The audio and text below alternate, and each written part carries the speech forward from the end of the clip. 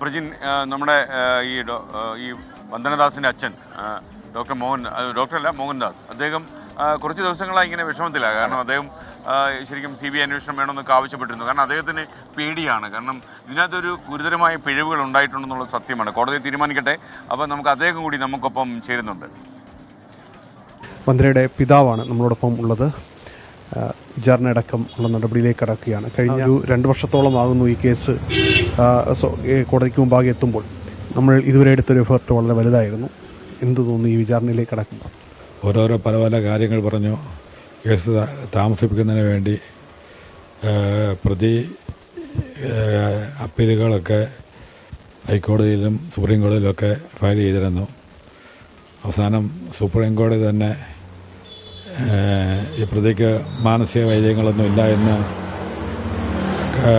കാണിക്കുന്നതിന് വേണ്ടി ഒരു ഡയറക്ഷൻ ആരോഗ്യ മേഖലയിൽ നിന്ന് മേടിച്ചു. അങ്ങനെ സുപ്രീം കോടതിയിൽ ഫയൽ ചെയ്തപ്പോൾ ഈ പ്രതിയുടെ ജാമ്യാപേക്ഷയും തള്ളി. അതുപോലെ തന്നെ മാനസിക പ്രശ്നങ്ങളൊന്നുമില്ല എന്ന് കൃത്യമായിട്ട് തെളിഞ്ഞതിൻ്റെ അടിസ്ഥാനത്തിൽ ഈ കേസ്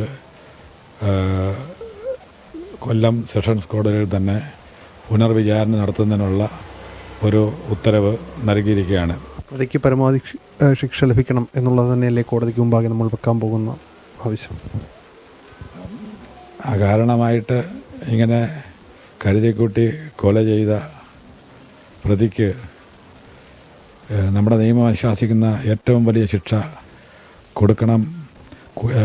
കൊടുക്കും അത് കിട്ടും എന്നുള്ളതാണ് ഞങ്ങളുടെ ആഗ്രഹം. മനസ്സിൽ ഇപ്പോഴും ഒരു വേദനയാണ് വന്ദന. ആ ക്രൂരമായ കൊലപാതകം ചെയ്ത ആ പ്രതിക്ക് പരമാവധി ശിക്ഷ, നിയമമനുശാസിക്കുന്ന പരമാവധി ശിക്ഷ ലഭ്യമാക്കണമെന്ന് തന്നെയാണ് കുടുംബം ഇപ്പോഴും മുന്നോട്ട് വെക്കുന്ന ആവശ്യം. കൊല്ലത്തുനിന്ന് ക്യാമറാമാൻ അരുൺ സാറിനൊപ്പം അരുൺ രാജ് 24. അപ്പം അതാണ് ഈ രീതിയിൽ വന്ദനയുടെ എന്തായാലും അവർക്ക് നീതി കിട്ടട്ടെ പ്രജിൻ.